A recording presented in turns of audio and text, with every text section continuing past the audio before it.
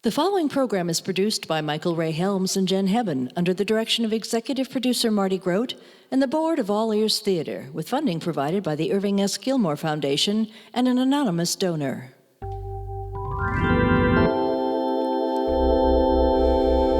All Ears Theater.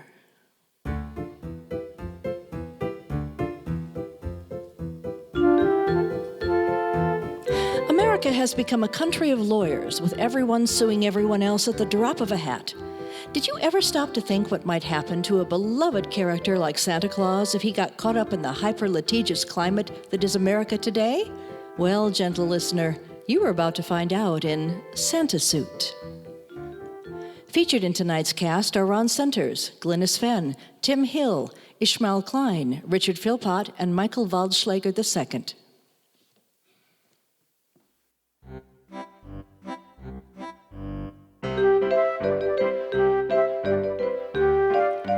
Let's see, Bernard Wolverhampton, naughty or nice?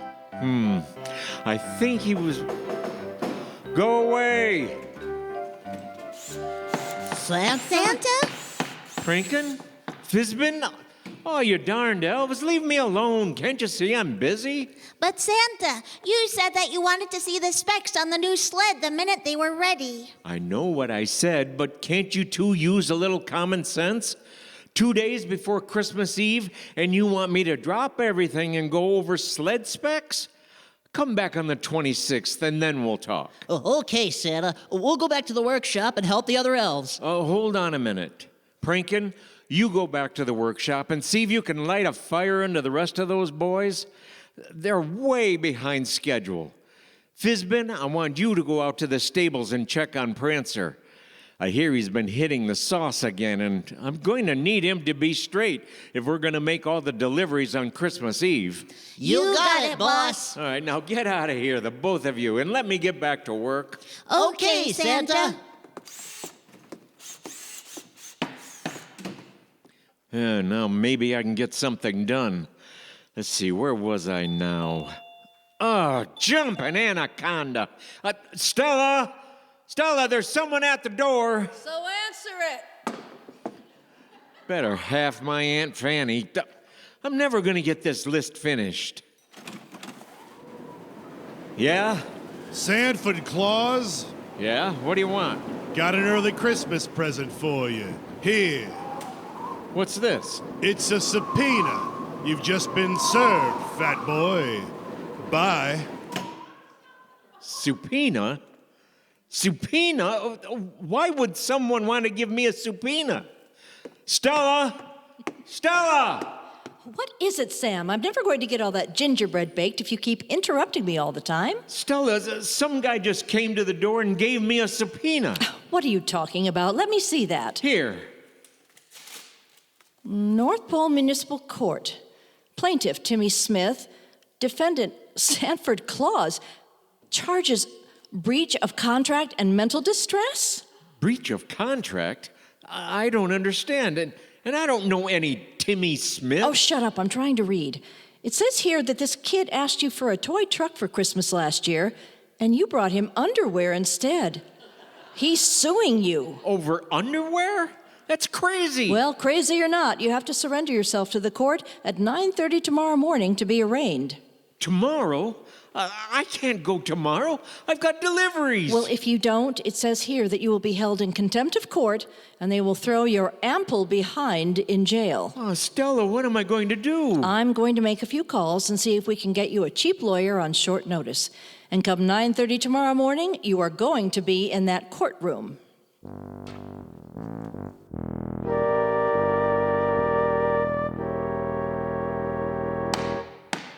Hear ye, hear ye, hear ye. The Municipal Court of the North Pole is now in session. The Honorable Bulstrode T. Cockenlocker presiding. All rise. Be seated. Bailiff, first case. Docket number 1653, arraignment.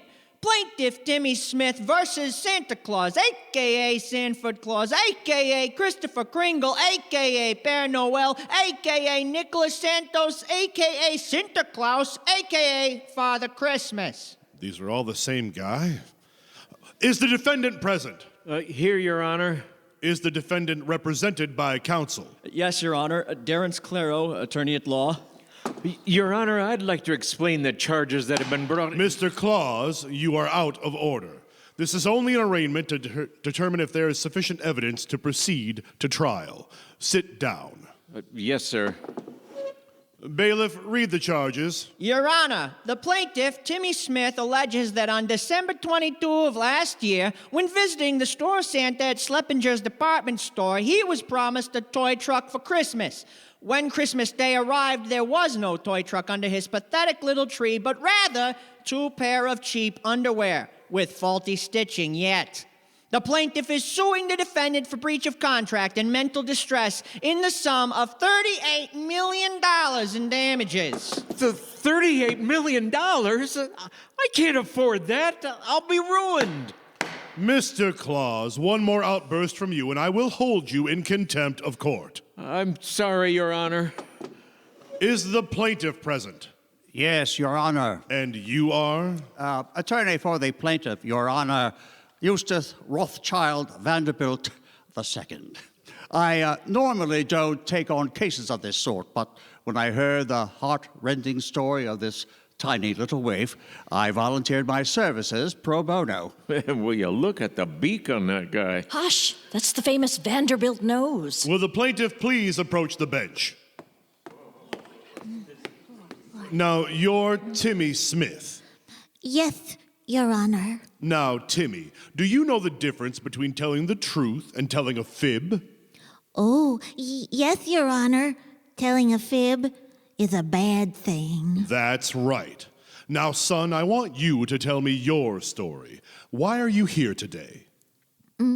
Well, Your Honor, I live in Poor Town, and last year, a few days before Christmas, I asked my mummy if I could have a toy truck. I don't have any other toys, but I saw this one in the store window, and it was ever so nice. Mummy told me that we were so poor that she wouldn't be able to afford to get me any Christmas presents that year. How sad. Sad. And what about your father? I haven't got a daddy, Your Honor. Poor child. Please, go on. Mummy said that I should go see the Santa at Schlepinger's store and ask him for my truck. She said that Santa never let a little kid like me down. And what happened then, Timmy? Then, on Christmas morning, there was one package under our tiny little tree. I rushed over to open it, and it was 2 pairs of off-brand underwear. I thought my little heart would break. Reprehensible. It is more than obvious that there is sufficient evidence for this case to proceed to trial. Your Honor, it is common knowledge that the defendant has a flying sleigh and reindeer, and I make a motion that he be considered a flight risk. Granted.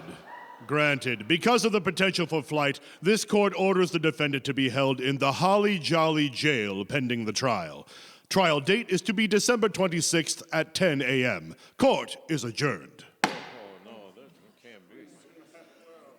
Well, that's it. I'm cooked. I'm going to be in jail on Christmas Eve. How am I going to make my deliveries now? Don't panic, Sam. We'll work something out. But I think something fishy is going on here.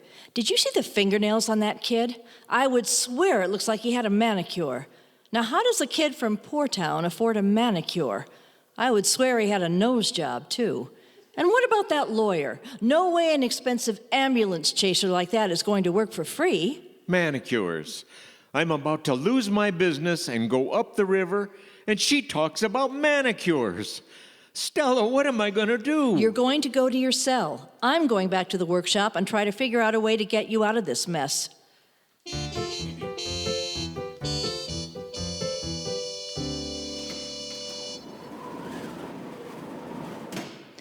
Hello, Prankan. Fizzbin. Mrs. Claus, how did it go in court? Not so good. They're holding Sam in jail pending the trial. Santa's in jail? What are we going to do? Who's going to make the deliveries? Well, I've been thinking about that on my way back from the courthouse. I'm going to make the deliveries this year. You? But Mrs. C, you've never made deliveries before. Look, you two, Rudolph takes care of the flying. The whole route is on the GPS, and all the deliveries are on spreadsheets. All I have to do is lay my finger on the side of my nose and go, ho, ho, ho, once in a while. I think I can handle that. You're the boss now, Mrs. C. We'll go and finish loading the sleigh. I've got a special assignment for you two. If we're ever going to get Santa off, we've got to find out what's really going on with that kid who's suing him. Something ain't kosher about that brat, and I want you two to find out what. And if you can't crack the kid, try the lawyer. He's more crooked than a room full of corkscrews. You can get all the info you need from these copies of the arraignment papers. Okay, Mrs. Claus, we'll do our best. You'd better. Now, I'm going to read the riot act to the rest of the elves and get this show on the road.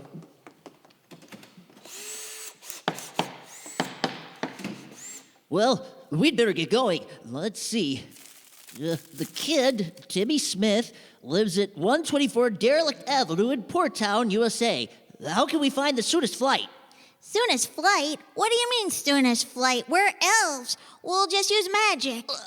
Yeah, well... Don't tell me you don't know how to travel by magic.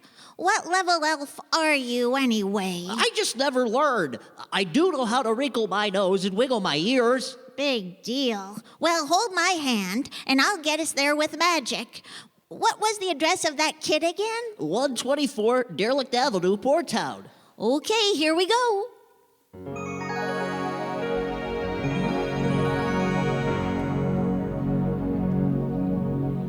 Boy, this place is depressing. What'd you expect with a name like Port Town? Is this the right address? 124 Derelict Avenue. That's 122 over there, and 126 on the other side. This is it. But this is just a vacant lot. I can see that. I've got eyes too, you know. The kid must have given a bogus address. So what do we do now? Should we try to find the lawyer? That's all we can do. Do you have the address? Oh, let's see. Here it is. Eustace Rothschild Vanderbilt II, 1385 Rockefeller Way, Richville. Could you get us there? Of course I can. I know magic. Stop rubbing it in. We've got to save Santa Claus. Can you just imagine him sitting there in jail all alone?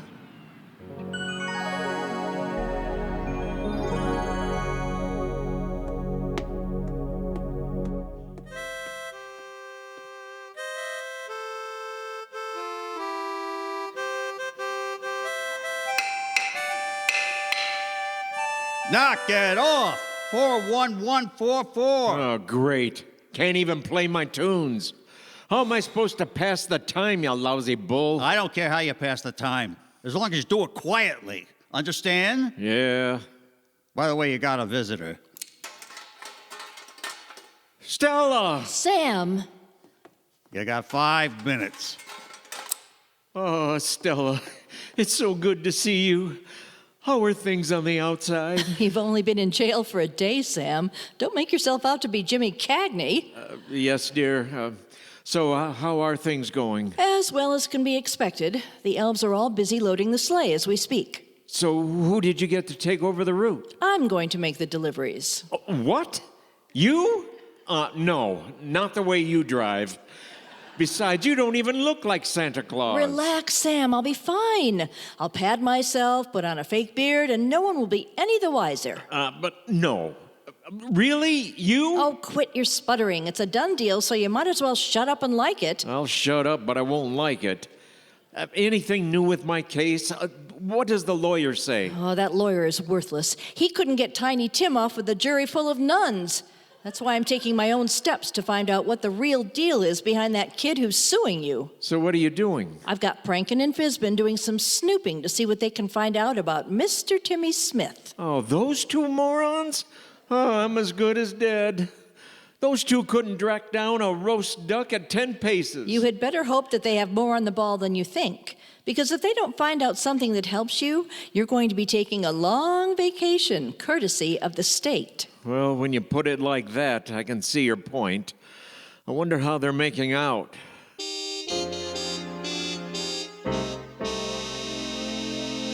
Wow, this house is huge. Are you sure it's not an apartment building? Nope, this is Lawyer Vanderbilt's place, all right. Let's become invisible, and then we can sneak inside and look around. Oh. Don't tell me you don't know how to make yourself invisible either. How old are you anyway? 512.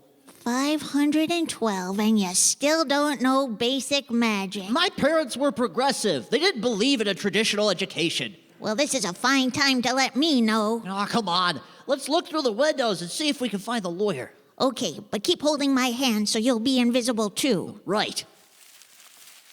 Wait, there he is. Yeah, and look who's with him. If that's not little Timmy Smith, I'm a bowl of rice pilaf. What do you think is going on? I don't know. And look at the way Timmy is dressed. That's a pretty ritzy outfit for a kid from Poor Town. We've got to get inside and hear what they're saying. Well, let's see if we can get in through the side window. Be quiet now. So how long do you think the trial will last, Daddykins? Not long, Junior. Once I get that fat flyboy on the stand, I'll cut him into mincemeat. Then I'll put you on the stand, Junior. Once you give the judge a load of those spaniel eyes, it'll be all over but the shouting. And then we'll go 50-50 when we take over Santa's workshop, right? Right. When Santa can't pay the damages after we win, the court will put Santa's workshop up for auction. I'll pack the auction crowd with our own people, and we'll get the whole shebang for a song. Well, it can't happen too soon for me. This Timmy Smith gag is getting real old real fast. I know, but just keep thinking of the payoff. That should make it easier. What's going on here? Can't you see? Timmy Smith is really Eustace Rothschild Vanderbilt's son.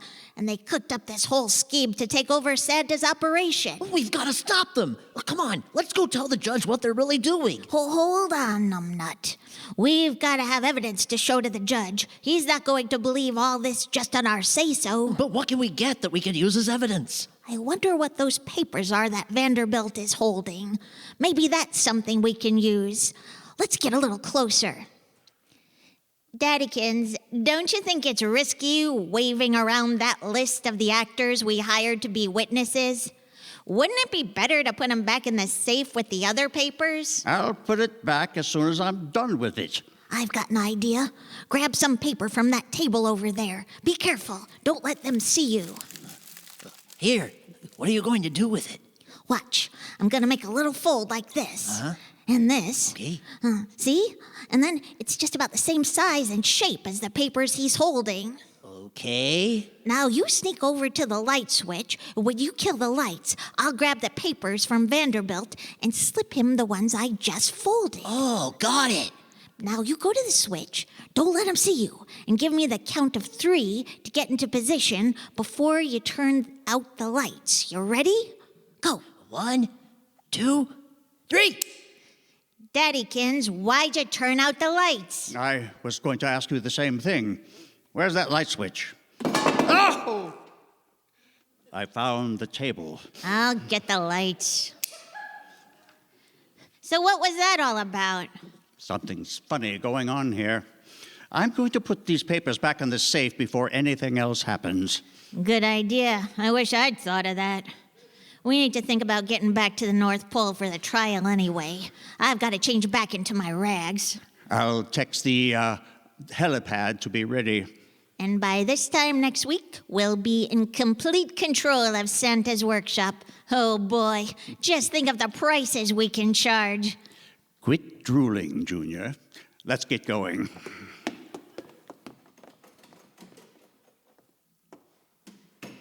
Fizzbin, are you still invisible?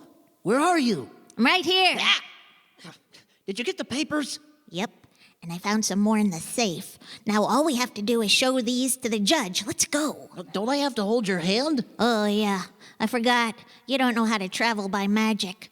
Are you sure you're really an elf?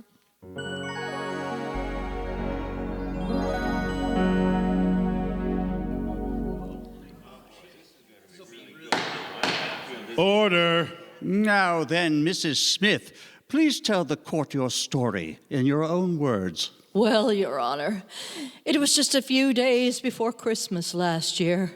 My dear little son Timmy came to me and said he would like to get a toy truck for Christmas. I looked into those big, trusting brown eyes, and my heart just about broke in two.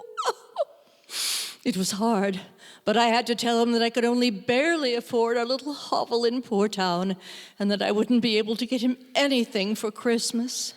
As the tears welled up in his little eyes, I had an idea. I told Timmy that if he asked Santa Claus for the toy, he would be sure to get it.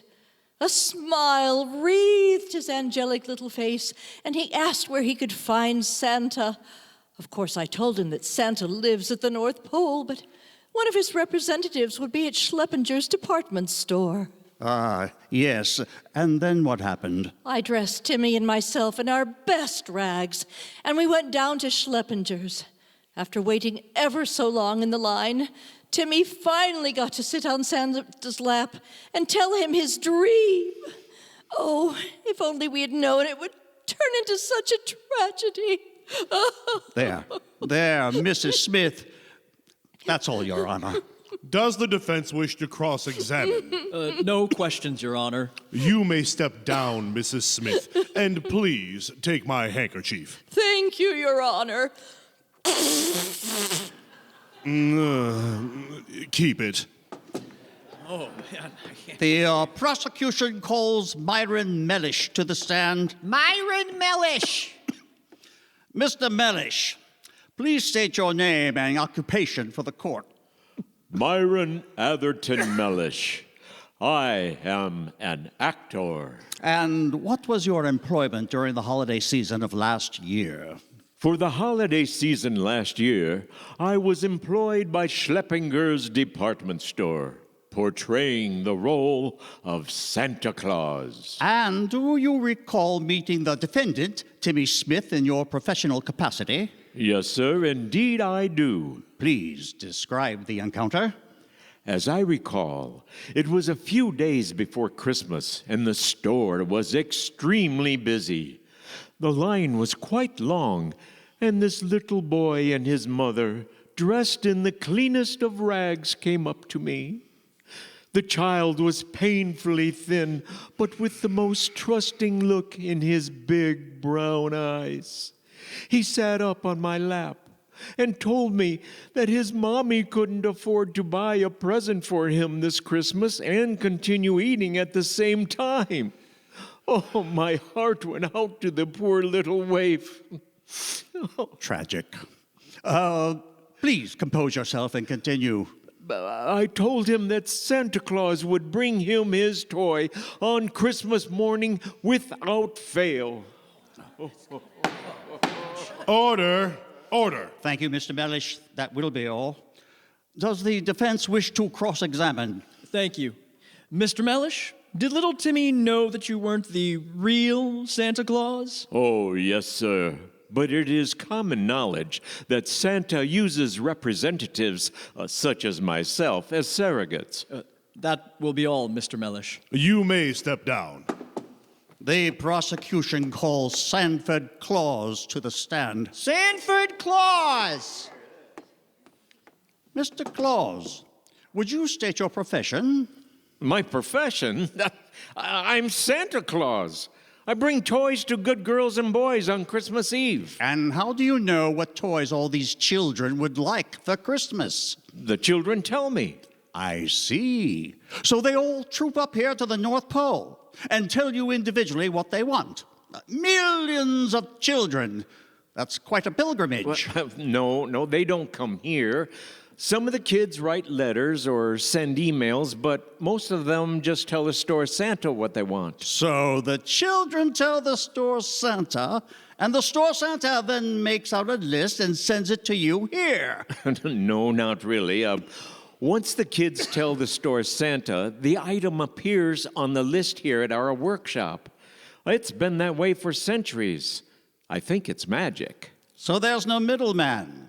The request goes directly from the child to you. Pretty much.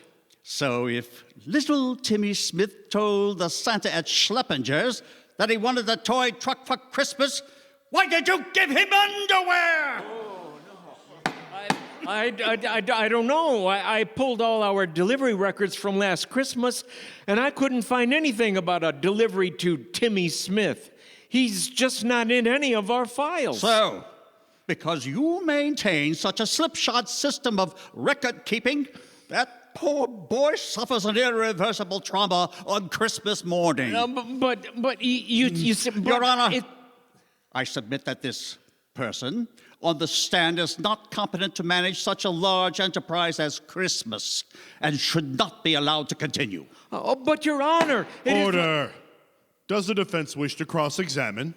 Not at this time, Your Honor. Mr. Claus, you may step down. Mr. Prosecutor.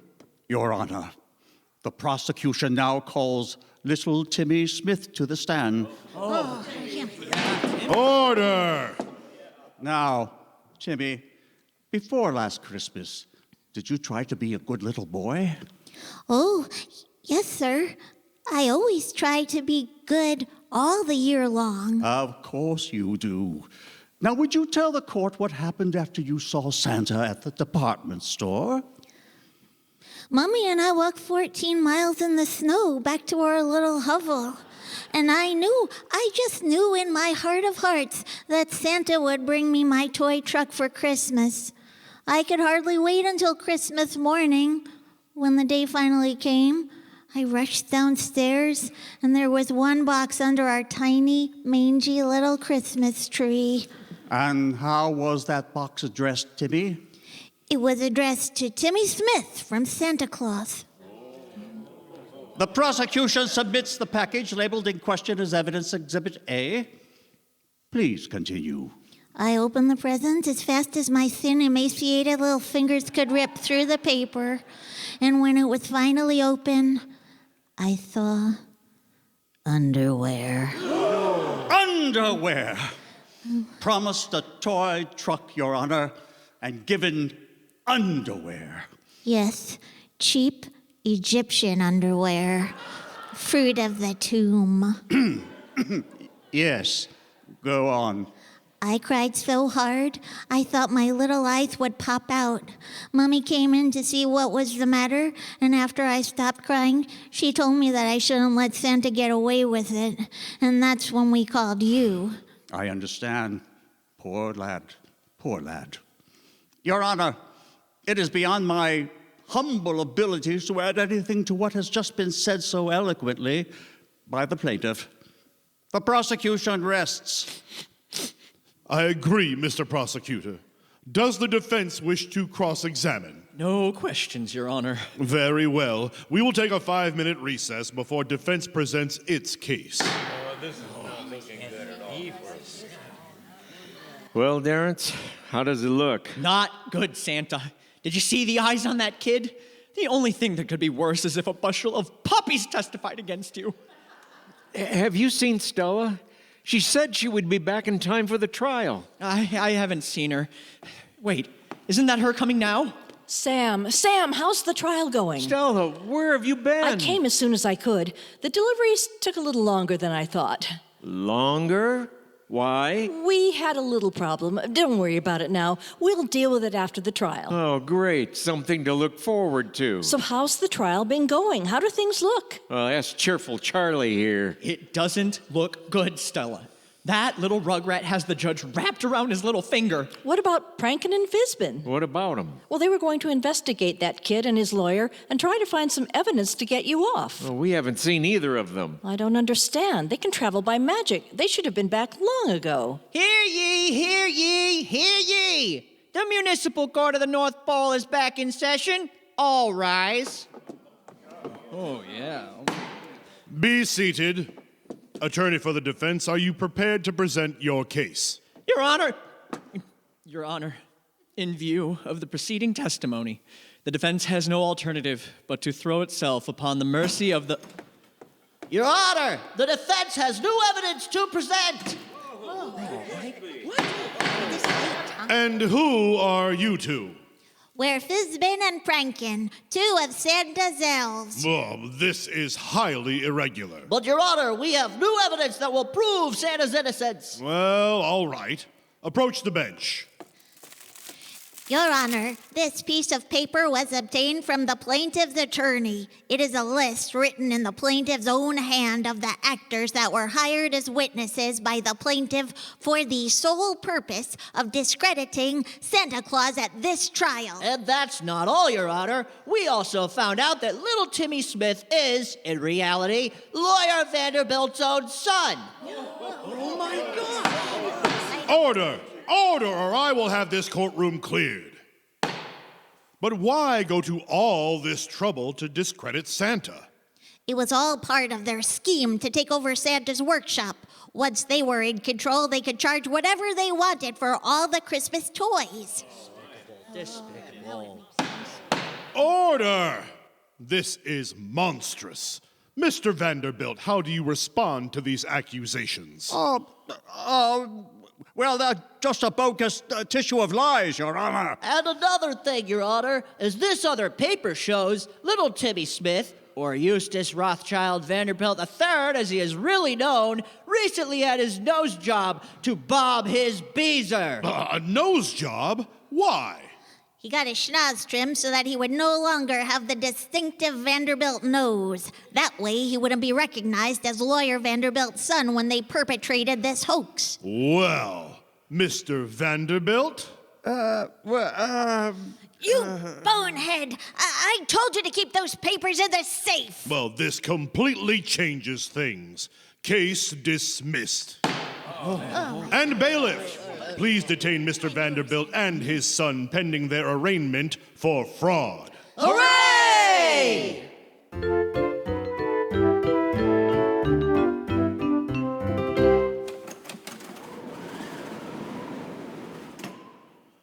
Oh, boy, it's good to be home.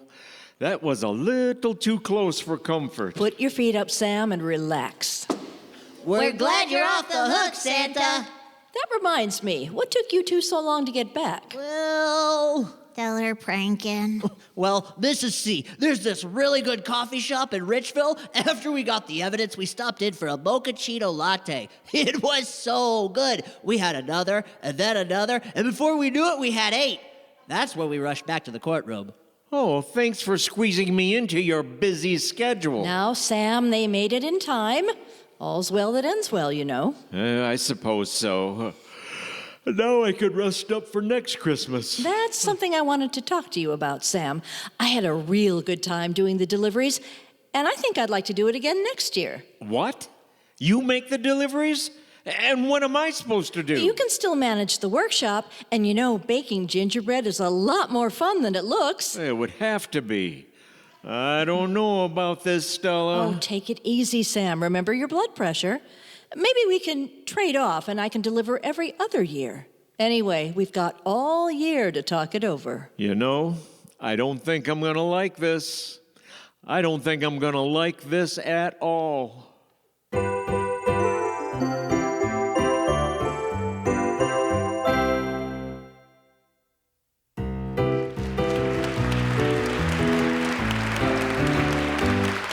You've been listening to Santa Suit, written and directed by Tim Eschelbach, with sound engineering by Leonard Batts of Sound Solutions and Nick Moorhead of Kalamazoo Recording. The music was adapted by Hal Hobson Morris and performed by Linda Havens and Hal Hobson Morris.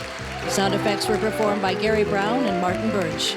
This non-profit performance was performed at the First Baptist Church, KNAC, and is copyrighted by All Ears Theater, with all of the rights reserved by the author. Any resemblance to persons living or dead, or characters' names, places, or incidents is purely coincidental. This is your announcer, Glynis Fenn, thanking you for listening. And on behalf of all of us at All Ears Theater, we wish you a wonderful holiday season.